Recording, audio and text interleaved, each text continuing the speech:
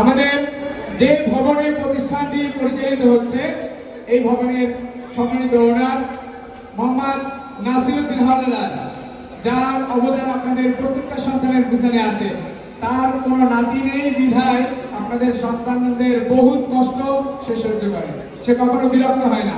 তার বাসার calling bell দিনে মনে হয় 100 বার টেপে, কোনোদিন দেখি নাই যে সে একটা ধমক দিচ্ছে। এই জন্য তাকে অসংখ্য ধন্যবাদ।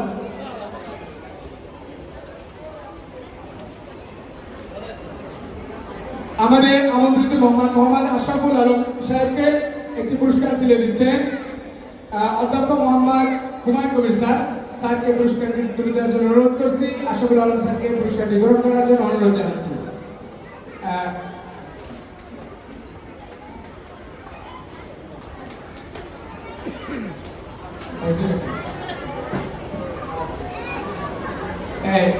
মোহাম্মদ